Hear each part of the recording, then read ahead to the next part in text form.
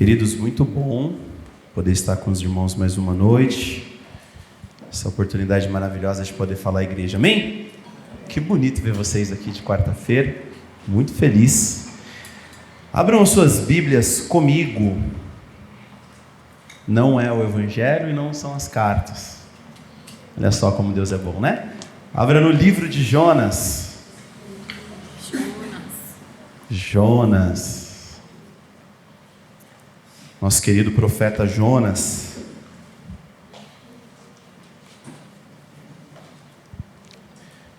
Livro do profeta Jonas, nós vamos ler capítulo 1, a partir do versículo 1 também. Nós vamos ler até o versículo 3. Jonas capítulo 1, versículo de 1 a 3, amém? Se estiver difícil de achar, vai para Mateus e vem voltando. Está lá nos profetas menores, é chatinho mesmo, são profetas que têm 1, 2 capítulos, 3 capítulos, por isso são chamados profetas menores, porque seus livros são um pouco menores. Não tem a ver com importância, meus irmãos, não tem a ver com o grau da importância com que escreves, todos são muito importantes, mas são chamados de profetas menores porque seus escritos são um pouco menores. Eu falei para a Yara hoje, enquanto estava revisando a palavra, ela foi se trocar, eu falei, amor, vou ler Jonas antes de ministrar. Antes de ela terminar de arrumar o cabelo, eu tinha terminado. São 7 minutinhos, você lê o livro de Jonas completo, amém? Podemos? Jonas capítulo 1? Amém. Jonas capítulo 1, versículo 1 também diz assim: E veio a palavra do Senhor a Jonas, filho de Amitai, dizendo: Levanta-te e vai à grande cidade de Nínive e clama contra ela, porque a sua malícia subiu até a minha presença. Versículo 3: Porém, Jonas se levantou para fugir da presença do Senhor, para Tarsis, e descendo a Jope, achou a um navio que ia para Tarsis. Pagou, pois, a sua passagem e desceu para dentro dele, para ir com eles para Tarsis, para longe da presença do Senhor. Amém. Meus irmãos, o tema dessa palavra, assim que o David veio me perguntar ali para poder projetar, estava escrito um outro tema, eu mudei ali um pouquinho antes de mandar para ele. O tema dessa palavra é chamados para Nínive. Nós entendemos que muitas das vezes Deus nos faz um chamado, muitas das vezes nós recebemos um pedido de Deus, nós recebemos uma orientação de Deus, e muitas das vezes nós fugimos dessa orientação, nós fugimos desse pedido. Jonas, quando nós abrimos o livro de Jonas, eu quero falar para vocês essa noite sobre o Jonas. Eu quero que quando nós abrimos o livro, que só tem apenas 4 capítulos, dá para você ler em 1,5 página, e coisa de 10 minutos, se você for muito devagar de leitura, você termina em 10 minutos, o livro de Jonas. Mas que você olhe para esse texto como um espelho. Que esse texto, quando bata nos seus olhos, quando você olhe para esse texto, você consiga encarar e enxergar Jonas que existe dentro de nós. Essa capa de Jonas que existe dentro de cada um de nós. Que não é fácil, mas nós conseguimos, com muita tranquilidade, entrar dentro do personagem de Jonas. Amém? E o livro de Jonas, ele não se retrata, ele não fala de um profeta fujão apenas. Nós sabemos muito bem que Jonas, ele ministra para Nínive e Nínive se converte. Só que Jonas, ele reluta para ministrar para Nínive. Ele reluta com o Senhor para poder entrar para Nínive. E a Bíblia diz, aqui no texto que nós lemos, que a palavra do Senhor veio para Jonas, pedindo para que ele fosse até Nínive ministrar a palavra. Só que Jonas, ele se levanta para sair da presença do Senhor. Jonas não está falando sobre um grande peixe. O livro de Jonas não está falando sobre um profeta simplesmente que decide não cumprir aquilo que é a vontade de Deus. O livro de Jonas não está falando de forma direta e central sobre uma cidade que é pecadora. Mas o livro de Jonas, ele relata exatamente a graça de Deus. Ele explana, ele sai de dentro do livro de Jonas a graça do Senhor. Fala-se muito mais sobre a graça de Deus para com o profeta, a graça de Deus para com a cidade de Nínive, a soberania de Deus em controlar todos os pontos para que a vontade soberana de Deus aconteça, do que sobre o Jonas que foge, do que sobre Nínive que peca. E nós vamos explanar um pouco mais sobre isso, amém? A graça de Deus, ela vai além dos limites daquilo que nós esperamos. Eu separei alguns tópicos para a gente pensar junto no livro de Jonas, amém? E o primeiro dele é: quando a vontade de Deus nos desagrada. Isso já aconteceu com você? De Deus te dar uma missão, de Deus te dar algo para fazer e você olhar e falar: ai gente, não era bem o que eu queria. Jonas, ele não fugiu do seu chamado porque ele era um cara tímido. Jonas fugiu do chamado que Deus havia dado para ele porque Jonas odiava os ninivitas. Nós vamos ver depois no capítulo 4 de Jonas, que Jonas odiava tanto os ninivitas, que ele preferiu morrer ao ver o povo de Nínive se converter. Olha só, que incoerência.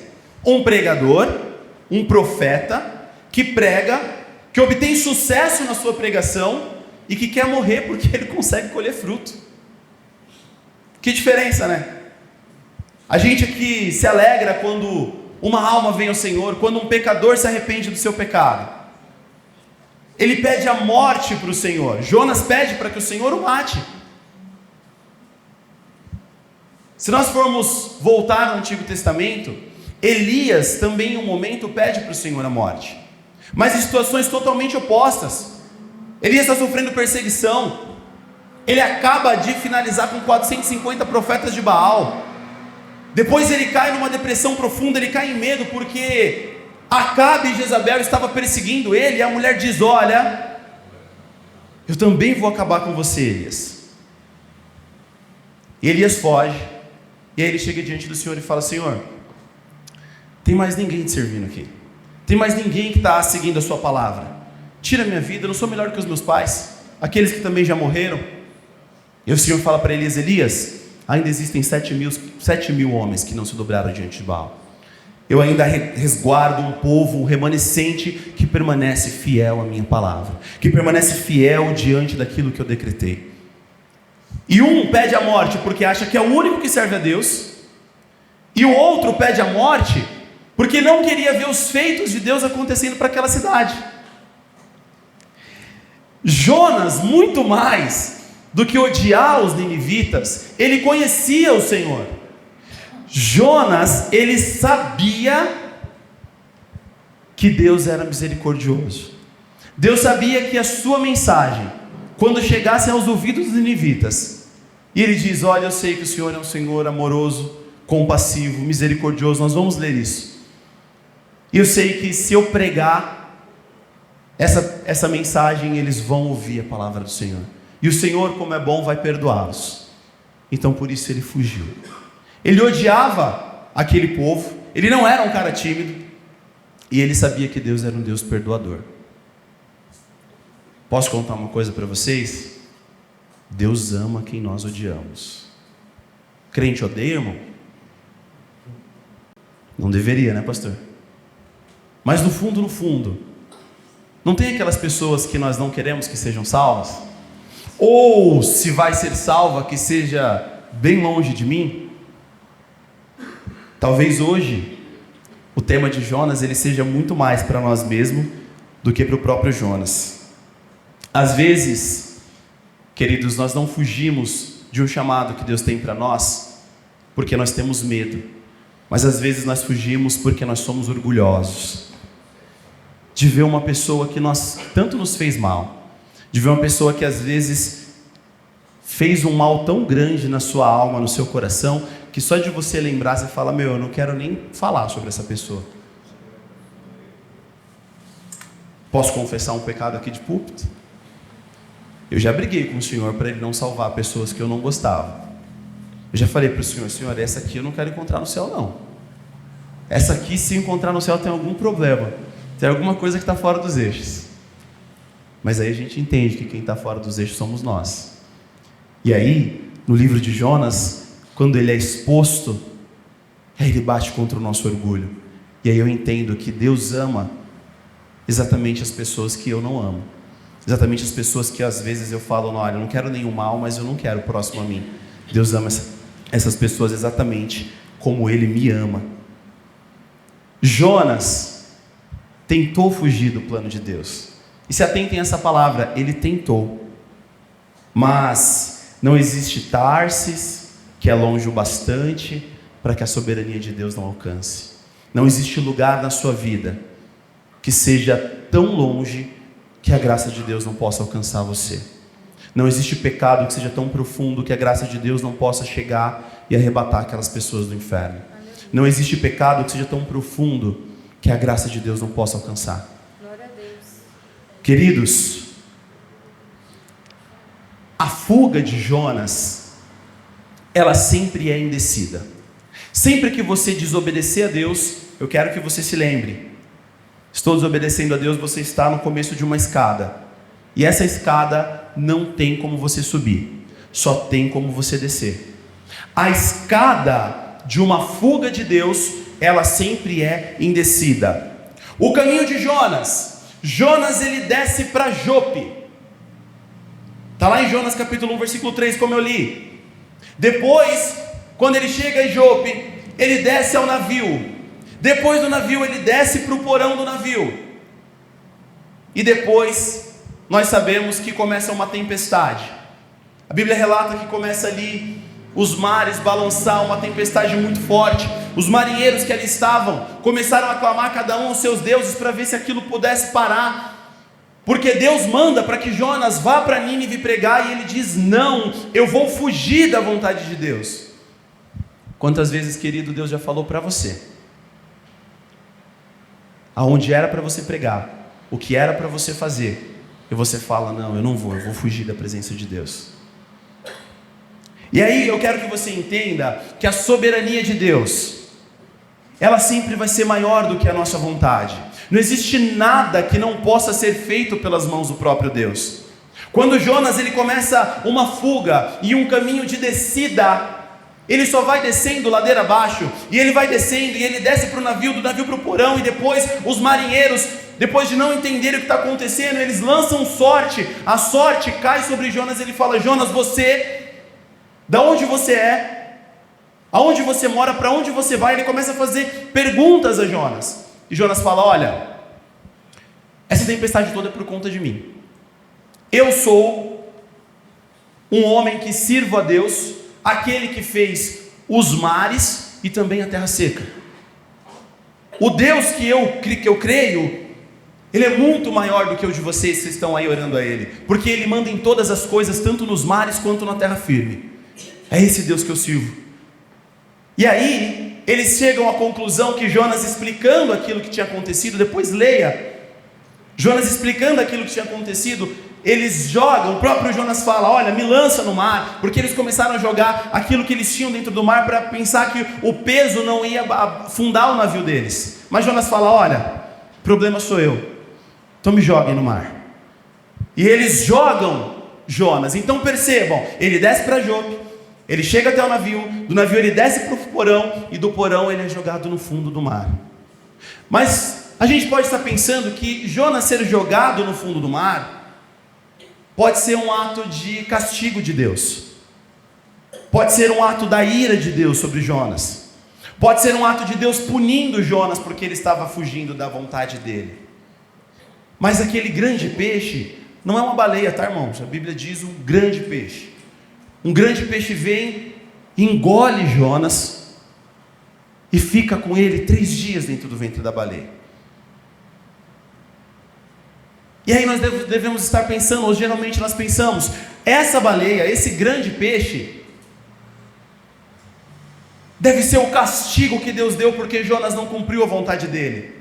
Mas aquele grande peixe era o último estágio da descida de Jonas, que começa a desobedecer, e quando ele vê, ele acabou de perder tudo que ele tinha.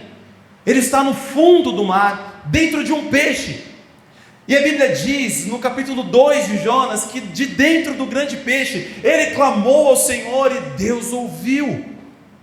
Glória a Deus. Ele começa a falar com Deus de dentro do grande peixe. E Deus ouve, Deus tem misericórdia de Jonas. A desobediência sempre vai ser uma escada de caminho para baixo, nunca para cima. E percebam que Deus não castiga Jonas de imediato. Como assim? Deus fala para ele, vai para Nínive, ele fala, vou para o outro caminho. E quando ele vai para um outro caminho, Deus não efetua um castigo para Jonas diretamente, mas ele deixa, ele dá corda. Mas Deus já havia falado que o caminho que Deus queria para Jonas era Nínive.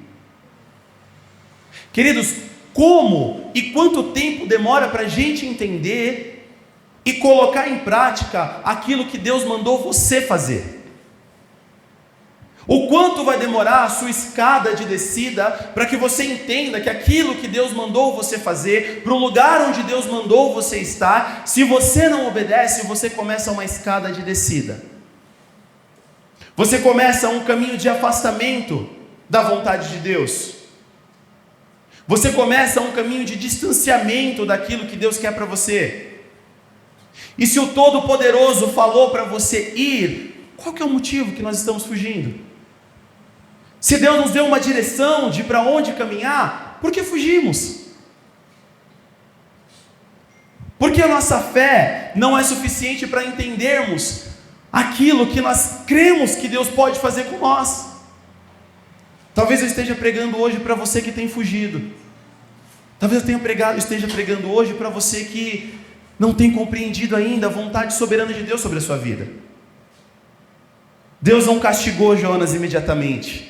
Ele permitiu, pedagogicamente. Ele permitiu que Jonas fosse aprendendo que a soberania de Deus, por mais que você vá se distanciando, e aí a gente entende que Deus é soberano, mas você tem responsabilidade. Você não é um boneco que Deus controla e fala, a minha vontade vai ser feita, então eu te obrigo a fazer isso.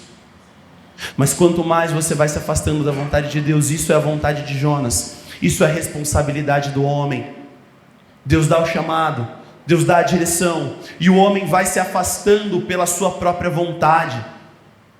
Ele odiava os ninivitas. Como é que eu vou ver um povo? Eu sei que meu Deus é bom, me manda pregar em todo lugar. Não é assim que a gente fala? Que Deus me mande para qualquer lugar, menos para aquele ali. Como é que eu vou pregar para aquele que me fez mal? Como é que eu vou falar para aquele que é orgulhoso? Sabe, queridos, às vezes nós ouvimos algumas pessoas que se afastam da igreja, e aí a gente vai atrás, né? A Bíblia diz que a gente tem que ir atrás, não diz? E aí a gente vai atrás conversar com o irmão. E aí o que o irmão diz é: mas na igreja tem fofoca. Mas na igreja eu fui confrontado. Mas na igreja eu não posso fazer nada. E é como se a pessoa estivesse dizendo que a igreja não é um lugar para pecadores se arrependerem. É como uma pessoa que não sabe falar inglês fosse para um curso de inglês e começasse a querer aprender a falar inglês. É como uma pessoa que está fora do peso ir para a academia. Eu não vou para a academia porque lá tem pessoas fora do peso. Que negócio é esse? É aqui onde Deus vai tratar a sua igreja. Aleluia. É aqui onde o povo de Deus vai ser cercado pela graça de Deus e constrangido pelo seu amor. Se você congrega em uma igreja bíblica, espere ser confrontado pela palavra de Deus. Os perigos de você congregar dentro de uma igreja bíblica é que Cristo, não o pastor, não o ministro, mas Cristo vai expor o seu pecado através das Escrituras, e Cristo pedirá de você uma resposta. As Escrituras serão explanadas, e a própria Escritura, como uma faca, entrará no seu peito e te cobrará uma resposta. O próprio Espírito Santo entrará para poder te convencer do seu pecado. Nós não precisamos subir aqui e dizer, você é mentiroso, você, e expor ninguém. Nós expomos a palavra, e a palavra, junto com o Espírito Santo, que convence a pessoa, entra no coração e transforma essa pessoa. Nosso trabalho é expor as Escrituras, nós expomos aquilo que o Senhor manda que nós expomos, e esse trabalho de convencimento vem do Espírito. E com esse trabalho, não espere dizer assim, olha, eu fui confrontado, por isso eu estou triste. Se você foi confrontado é porque você é filho. Filhos são confrontados, filhos são apacentados e discipulados pelo Senhor. A Bíblia diz que vocês têm que ficar felizes quando vocês forem repreendidos pelo Senhor, porque isso significa que vocês não são filhos bastardos. Aquele que não tem pai faz o que quer, aquele que não tem mãe faz o que quer, sobe, desce, come a hora que quer, toma banho se quiser, escova os dentes. Mas aquele filho que tem um pai, que tem uma mãe, ele é confrontado. Agora não está no momento, agora não está na hora. Por quê? Porque eu te amo, eu sei aquilo que é bom para você. Você como um pai, você sabe o que é bom para o seu filho. Em alguns momentos na vida do seu filho, você é soberano. Você vai dizer, hora de comer, e acabou. Não, mas eu não quero. Mas agora eu não estou perguntando se você quer, agora o pai está dizendo que é hora de comer. Acabou, não tem opção para você. Em alguns momentos na nossa casa, minha filha Mariane tem 10 anos, meu filho tem 5 anos, o Miguel. Às vezes eu imponho algo para o Miguel e eu deixo a Mariane escolher, porque a Mariane tem um pouco mais de maturidade, ela já sabe as coisas como ela deve escolher. E eu como pai, eu confio no meu filho. Eu como pai, eu dou o direito de ela escolher. Agora para o Miguel não, Miguel, é assim, vai acontecer, e o papai não está te dando o direito de escolha. É isso, eu estou decidindo por você. Com Deus é a mesma coisa. Alguns momentos Deus vai dizer para você, vai acontecer, independente, é incondicional, independentemente daquilo que você me responda, eu vou fazer assim porque eu sou soberano. Mas depois de um tempo, queridos, em algumas outras situações, Deus vai te dar esse poder de você poder escolher. Deus vai te dar caminhos para você poder, e vai dizer para você, filho, escolhe. Não existe isso de que Deus vai controlar os seus caminhos a ponto de você ser um boneco e não poder dizer não. Mas entenda uma coisa, quando Deus decreta, quando Deus declara os seus decretos, não tem nada que você pode fazer contra. Não tem aguilhões que te prendam para um lado e para o outro.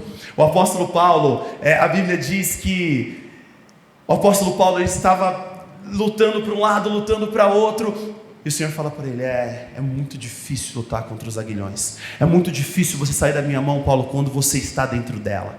Quem está nas minhas mãos, não tem para onde você correr, é muito difícil. E aqui, Deus retrata exatamente isso. E no fundo do mar, dentro de um grande peixe, Deus começa a trabalhar no coração de Jonas. Quando o missionário precisa ser evangelizado, e quando aquele que precisa levar a palavra tem que ter um momento em particular com Deus, porque ele não está cumprindo.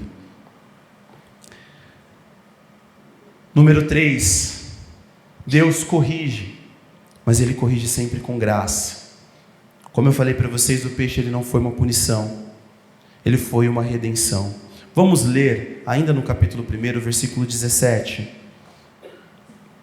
que diz assim: preparou, pois, o Senhor um grande peixe, para que engolisse a Jonas, e esteve Jonas 3 dias e 3 noites nas entranhas do peixe. O peixe foi preparado por Deus, ele não foi um ato isolado, que aconteceu por algum acaso. Deus preparou, Deus sabia que Jonas seria lançado, e então quando o grande peixe pega ele, era o momento de Jonas ter sua comunhão íntima com Deus e clamar ao Senhor. E Deus ouviu Jonas, lá no capítulo 2, vamos lá, capítulo 2 de Jonas. Ele diz assim, versículo 1: e orou Jonas ao Senhor seu Deus das entranhas do peixe, e disse: na minha angústia clamei ao Senhor, e ele me respondeu, do ventre do inferno gritei, e tu ouvistes a minha voz. Porque tu me lançaste no profundo do coração dos mares, com a corrente das águas me cercou, todas as tuas ondas me vagas têm passado por cima de mim. Amém? Aqui Jonas começa a falar do momento em que ele está passando. Mas olha o que ele diz lá no versículo 9. Vamos ao versículo 8 também. Os que observavam as falsas vaidades deixam a sua misericórdia. Versículo 9. Mas eu te oferecerei sacrifício com a voz do agradecimento. O que votei, pagarei. E a parte B do versículo diz assim: do Senhor vem a salvação. Aqui Jonas entende que eu não quero que os ninivitas sejam salvos. Eu não estou pregando, crendo e querendo que eles sejam um povo que seja salvo. Mas eu entendo no capítulo 2, versículo 9, que a salvação vem do Senhor, para entregar para quem Ele quer. E às vezes, para quem Ele quer, não é para quem a pessoa está ministrando quer. E isso trata de um coração duro do ministro. Era o Jonas que precisava se converter aqui. Era o Jonas que precisava de um íntimo com o Senhor. Ainda que tinha uma cidade, a cidade de Nínive, era uma cidade pervertida. A cidade de Nínive era uma cidade que não aceitava. Era uma cidade idólatra. Era uma cidade que praticava falsos evangelhos, idolatria. Estavam longe da presença de Deus. Os ninivitas. Muito obrigado, meu irmão. Sempre esqueça, né? Deus abençoe. E aqui Jonas entende que, Senhor, a salvação vem do Senhor. Independentemente daquilo que eu faça, a salvação é de Deus. Queridos, a salvação é do Senhor. Aleluia. Nosso papel é pregar. E eu prego para quem? Eu prego para todo o povo. Eu prego para aquele que te cutuca. Eu prego para aquele que não te deixa em paz. Você prega, porque o nosso papel é pregar. Nosso papel é anunciar. Mas o papel de convencimento vem do Espírito Santo. Espírito Santo. Sabe, eu acho um testemunho muito bonito. A nossa irmã Isa e o Michael oraram 12 anos. 12, não foi, irmã? Para que os irmãos se convertessem. 12 anos. Ministrando, orando, sem desistir. Você acha que 12 anos pregando para uma pessoa não dá vontade de desistir? 12 anos ministrando o evangelho para uma pessoa, sempre ali, convivendo e falando, dá vontade de dizer, bom, você quer ficar nessa sua vida? Então vai. Dá vontade, irmãos. Claro que dá. Mas a salvação é do Senhor e o nosso papel é continuar dizendo. Aqui, no capítulo 2, Jonas ele começa a entender que somente o Senhor poderia salvá-lo também. E esse é o auge do livro de Jonas. A Deus pertence a salvação. Ninguém pode limitar a graça de Deus. Nem o profeta, nem o povo de Israel, nem os nossos preconceitos em ministrar para alguma ou para alguma outra pessoa. Nós não temos o direito de reter essa mensagem de reconciliação para quem a gente acha que não vai se converter porque tem uma vida muito perversa. Para quem a gente acha que não vai se converter porque pode ser que não ouça o evangelho, pode ser que te interprete mal. Nada pode limitar a graça de Deus. Quarto ponto: Deus ama quem você odeia. Jonas prega e Nínive se arrepende. Eu estava falando com a Yara isso essa semana. Eu falei, amor, Jonas pregou e uma cidade se converteu. Para a gente que é ministro, que a gente estuda bastante, fiquei pensando, falei, amor, qual será a mensagem, pastor Daniel, Bianca, que o Jonas pregou? Que eu vou fazer um esboço igual e vou ministrar em todas as minhas ministrações. O cara pregou, a Bíblia diz no final, nós vamos ver aqui no capítulo 4, que Deus fala que tinha ali cerca de 120 mil pessoas que não conseguiam discernir o que era mão direita e mão esquerda. Estudiosos dizem que 120 mil pessoas, ele estava se referindo ali apenas de crianças. Como era uma grande cidade, estimava-se que tinha por volta de 600 mil pessoas. E aí Jonas prega, Capítulo 1, Jonas foge. Capítulo 2, Jonas ora dentro do peixe. Jonas entende que a salvação é do Senhor. Capítulo 3, Jonas prega e Nínive se converte. Quando, no final do capítulo 2, o grande peixe pega Jonas no mar, ele fica ali 3 dias, eles oram, ele ora, ele confessa ao Senhor, dizendo: Senhor, a salvação é do Senhor. E ele entende, ele diz: eu vou cumprir o meu chamado. O grande peixe vem e joga Jonas aonde? Em Nínive. E aí no capítulo 3, versículo 1, diz assim de novo: e veio a palavra do Senhor a segunda vez a Jonas, dizendo: levanta-te, vai à grande cidade de Nínive e prega contra ela a mensagem que eu te digo. De novo, no capítulo 1 nós começamos dessa forma. Veio, capítulo 1, versículo 1, e veio a palavra do Senhor a Jonas, dizendo: levanta-te, vai à grande cidade de Nínive e clama contra ela, porque a sua malícia subiu até a minha presença. Agora no capítulo 3, Deus fala de novo para Jonas: Jonas, se levanta e vai à grande cidade de Nínive e prega contra ela a mensagem que eu te digo. Versículo 3: e levantou-se Jonas e foi a Nínive, segundo a palavra do Senhor. Agora o profeta obedeceu. Depois de ele ter começado a desobediência e ter caído, descido, o escritor, ele faz questão de dizer a queda, como se fossem quedas d'água, uma caindo na outra. Assim foi a história de Jonas quando ele se afasta daquilo que é a presença de Deus. Descida, descida e descida, até ele dizer: Senhor, eu vou cumprir. E aí o Senhor volta ele para Nínive. Então ele obedece o chamado do Senhor. Mas vamos ver como está o coração de Jonas ainda. Versículo 3: e levantou-se Jonas e foi a Nínive segundo a palavra do Senhor. Ora, Nínive era uma cidade muito grande, de 3 dias caminhando. E começou Jonas a entrar pela cidade, caminhando, de um dia,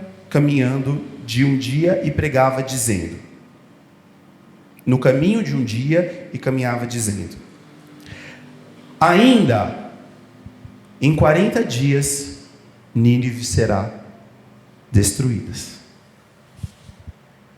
Olha a pregação do Jonas. Ele começou a caminhar dizendo: olha só, Nínive, 40 dias serão destruídos. Olha a pregação de Jonas. Esse sermão Deus usou para converter mais de 120 mil pessoas. Jonas passava e dizia: em 40 dias vocês serão destruídos. Em 40 dias vocês serão destruídos. Versículo 5: e os homens de Nínive creram em Deus, proclamaram um jejum, vestiram-se de saco, desde o maior até o menor. Esta palavra também chegou ao rei de Nínive. Então ele se levantou-se do seu trono, tirou sobre si as suas vestes, cobriu-se de saco, e se levantou sobre a cinza, e sentou-se sobre a cinza, e fez uma proclamação que se divulgou em Nínive, pelo decreto do rei e dos seus grandes, dizendo: nem homem, nem animais, nem bois, nem ovelhas provem coisa alguma, nem se lhes dê alimentos, nem bebam água, mas os homens e os animais sejam cobertos de sacos, clamem fortemente a Deus, convertam-se cada um dos seus maus caminhos e a violência que há sobre as suas mãos. Quem sabe se se voltará a Deus e se arrependerá e se apartará do furor da sua ira, de sorte que nós não pereçamos. E Deus viu nas obras deles, como eles se converteram do seu caminho, então se arrependeu do mal que tinha anunciado que lhe faria, e não fez. Queridos, Jonas entende a mensagem do Senhor. Ele vai até Nínive, ele ministra dizendo: vocês em 40 dias perecerão. Essa mensagem chega até o rei, e ele faz um decreto, e diz: ninguém mais come, institui um jejum, ninguém mais bebe, nem as vacas, nem as ovelhas, nem homem algum. Vamos clamar e vamos nos arrepender, para ver se assim o Senhor tenha misericórdia de nós e nos livre da sua ira. E olha o que acontece no capítulo 4, versículo 1. Mas isso desagradou extremamente a Jonas, e ele ficou irado. Isso desagradou extremamente a Jonas, e ele ficou irado. E ele orou ao Senhor dessa forma. Segunda oração de Jonas, capítulo 2 e capítulo 4, existem orações de Jonas. Capítulo 2, ele reconhece o Senhor. Capítulo 4, ele começa uma oração não tão feliz com o Senhor. E ele diz: Senhor, não foi esta a minha palavra, eu estando ainda na minha terra? Por isso é que eu me preveni, fugindo para Tarsis, pois sabia que és um Deus compassivo e misericordioso, longânimo, grande em benignidade, e que te arrependes do mal. Peço-te, pois, ó Senhor, tira a minha vida, porque é melhor morrer do que... Faz sentido um profeta anunciar uma palavra, ele vê um povo se convertendo, e ele diz: eu falei isso para o Senhor lá no começo, tu era bom, isso era compassivo. Aqui quando ele diz se arrepender do mal, se arrepender de destruir, ele não está querendo dizer que o Senhor se arrepende, amém? Ele está querendo dizer, a palavra original está querendo dizer que Deus se lamentou e disse: não vou fazer o mal. Quando a Bíblia fala que Deus se arrepende, ele não quer dizer do arrependimento que nós temos como seres humanos, que fazemos algo e depois eu queria ter feito algo totalmente ao contrário, mas aí eu desisto. Não. Ele está querendo dizer que não é o arrependimento de homem, porque Deus não é homem para que minta, nem filho dele para que se arrependa. Mas é que eu estava com um pensamento, mas por amor a vós, eu vou fazer outra coisa. Amém? E aí, o Jonas, ele pede a morte, porque Deus foi bom com Nínive. Se por um lado nós nos gastamos a nossa vida em conseguir trazer um ensino de qualidade, estudamos, montamos estudos bíblicos, domingo de manhã pela manhã tem escola bíblica, fazemos seminários, fazemos CPMs, estudamos, viemos às sextas orar, buscar de Deus unção, poder, para que nós possamos ver o reino sendo estabelecido, pessoas vindo até o Senhor, se arrependendo dos seus pecados e mudando as suas vidas. Por outro lado, a Bíblia nos mostra que Jonas prefere a morte do que ver Nínive convertida. Isso sim é um ódio dos seus inimigos. Isso sim é olhar para esse povo e dizer: cara, eu odeio esse povo. Um profeta. E Deus tem... O Senhor, o Espírito de Deus que inspirou as Escrituras, ela é muito clara em não esconder as falhas dos homens de Deus que viveram com o Senhor, que foram profetas, que foram pastores. Eles não escondem, ele mostra a falha do homem, porque é somente através de Deus e de Cristo Jesus que acontece uma redenção perfeita. Até os homens de Deus que pregaram, a Bíblia expõe as suas fraquezas, e ele pede a morte. E aí o Senhor responde para Jonas dizendo assim: você acha que você está fazendo bem? Você acha que você tem razão, Jonas? Não está bravo? No versículo 5 ele diz assim: então Jonas saiu da cidade, sentou-se no oriente dela, e ali ele fez uma cabana, e ele se assentou debaixo dela à sombra, até ver o que ia acontecer com a cidade. Ele pregou, o povo se arrependeu. Depois ele sai da cidade, ele fica sentado e ele fica olhando para ver o que ia acontecer com a cidade. Versículo 6: e fez o Senhor Deus nascer uma árvore, uma aboboreira, a qual subiu por cima de Jonas para que fizesse sombra sobre a sua cabeça, a fim de o livrar do seu enfado. Assim o Jonas se alegrou em extremo por causa da árvore. Mas Deus enviou um verme no dia seguinte, ao subir da alva, o qual feriu a árvore e esta secou. E aconteceu que, aparecendo o sol, Deus mandou um vento calmoso, oriental. O sol feriu a cabeça de Jonas e ele desmaiou. Então desejou com toda a sua alma morrer, dizendo: melhor para mim é morrer do que viver. Então disse Deus a Jonas: fazes bem que assim que ires... Então disse Deus a Jonas, fazes bem assim que ires por causa de uma árvore? E ele disse: eu faço bem sim, até a morte. Faço muito bem que eu fique nervoso, revoltado, até a minha morte. E disse o Senhor: tiveste tu compaixão de uma árvore, da qual tu não trabalhou, da qual você não fez crescer, que numa noite nasceu e numa noite morreu. E não hei eu de ter compaixão da grande cidade de Nínive, que estão a mais de 120 mil homens, que não sabe discernir entre a sua mão direita e a sua mão esquerda? Além disso, também muitos dos animais? E sabem a resposta de Jonas? Eu também não sei, porque acaba aqui.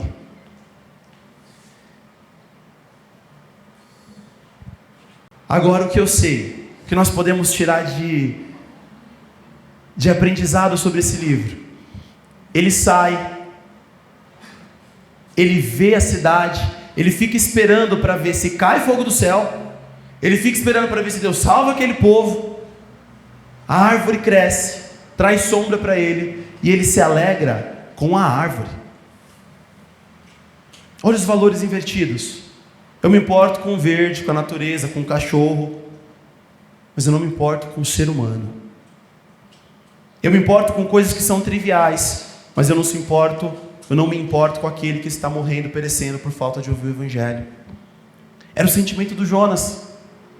Era o sentimento do homem que não estava plenamente em Cristo, entendendo o propósito de salvação do Senhor. Querido, muitas das vezes nós queremos ser porta-voz da justiça, mas Deus quer que nós sejamos porta-voz da misericórdia. Muitas das vezes nós queremos anunciar e predizer: eis que eu te digo que vocês vão tudo morrer, seus bandos de cabra safado. Vocês não se arrependem não, para vocês não verem. Mas Deus está nos chamando para chamar uma palavra de misericórdia. O que é áureo nesse texto? Deus, Ele é dono de tudo. Deus, Ele fala para Jonas no capítulo 1 sair e pregar. Jonas não vai para o barco. O que acontece no barco? Deus manda a tempestade. A tempestade começa a vir. A tempestade na vida de Jonas e daquelas pessoas é por responsabilidade de Deus, porque Deus queria salvar um povo. Jonas vai caindo e ele desce até que chegar no mar. Quando Jonas chega ao mar, Deus providencia o peixe que pega Jonas e o manda até Nínive. E quando ele chega a Nínive, Deus dá a palavra que ele vai ministrar e usa essa palavra. E Jonas prega uma palavra que é muito diferente dos nossos tempos de hoje. Ele diz: vocês vão tudo morrer, gente. 40 dias, se não arrependem não, vocês vão ver. E o povo se dobra como se o avivamento tivesse chegado, como se o Espírito tivesse arrebatado aquelas almas. E os reis da cidade começam a proclamar jejuns. E eles dizem: não, agora nós vamos todo mundo, é jejum coletivo. Todos nós vamos jejuar, nem os nossos animais vão comer, porque o Senhor está vindo com a sua ira sobre nós. Se convertam das maldades das suas mãos, sobre o sangue que está sobre vocês. E eles começam a se arrepender dos seus pecados. E aí Jonas sai, ele olha, o nascer daquela árvore é o poder de Deus, o secar daquela árvore, porque Deus dá ordem a um verme para que ferisse aquela árvore, para que comesse aquela árvore, como quem diz: o verme vai me obedecer, Jonas, e você não.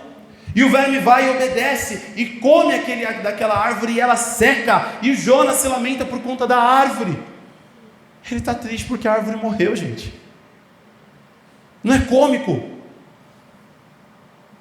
E aí a árvore cai, seca.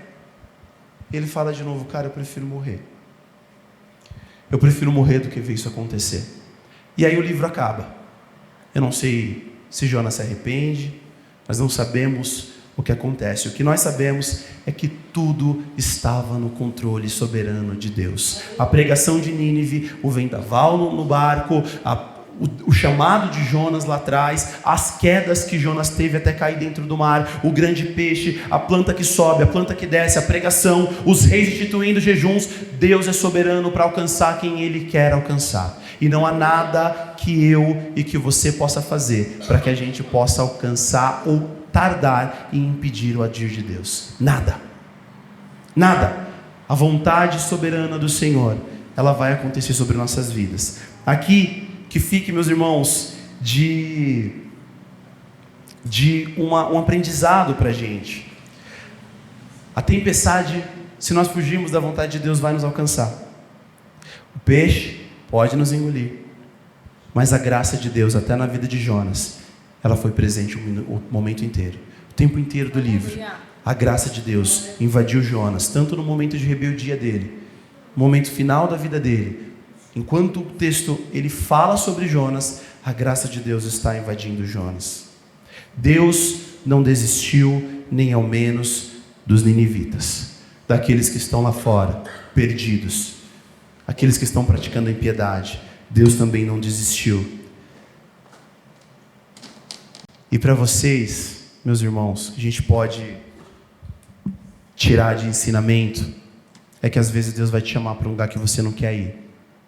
É que pode ser que Deus te chame para pregar para quem você não quer pregar. É que pode ser que o seu chamado seja um chamado muito desconfortável, que seja um chamado para te tirar da zona de conforto, que é um chamado para talvez você, com as suas sandálias, caminhar um pouco mais, um chamado para você se aprofundar um pouco mais na palavra, para você parar de fugir talvez do ministério. Talvez Deus já tocou no seu coração para que você se entregue diante da obra e você tem fugido. Entenda. Em nome de Jesus, aprenda com o profeta Fujão. A graça de Deus, ela vai continuar te envolvendo, cuidando de você. Mas um caminho de desobediência é um caminho ladeira abaixo, até você chegar no fundo. A graça de Deus vai continuar te acompanhando, porque Ele é bom. Ninguém está pondo terrorismo teológico em cima de ninguém. Mas nunca é uma boa ideia você fugir da presença de Deus. Jonas, ele pensou que ele pudesse. Quando ele sai da sua cidade, e ele vai para Tarsis. Eu falei, eu posso fugir. Ele me chamou, mas eu vou para aquele barco, sentido contrário. Mas Deus estava lá. A tempestade era Deus. Quando ele cai, talvez o grande peixe significasse a morte de Jonas, mas o grande peixe era Deus. Quando ele volta e ele clama ao Senhor, e Deus dá a oportunidade para ele pregar em Nínive de novo, e Deus fala para ele: se levanta, se põe em pé e vai anunciar para Nínive. E daí faz sentido o título da palavra: chamados para Nínive. Nós somos chamados para estar nesse lugar. Às vezes um lugar que ninguém quer te ouvir. Às vezes um lugar que eu penso que ninguém vai me ouvir. Mas quando eu chegar com essa ministração meio nota 3 lá, se arrepende porque vocês vão morrer, foi essa a pregação de Jonas, Deus vai usar até essa pregação que a gente pensa que não tem poder, até essa palavra que a gente pensa que não vai dar em nada, e vai servir para libertar as pessoas, vai servir para tirar a maldade. Nós como igreja vamos retroagir, vamos trazer de volta aquela maldade que vem vindo desenfreada.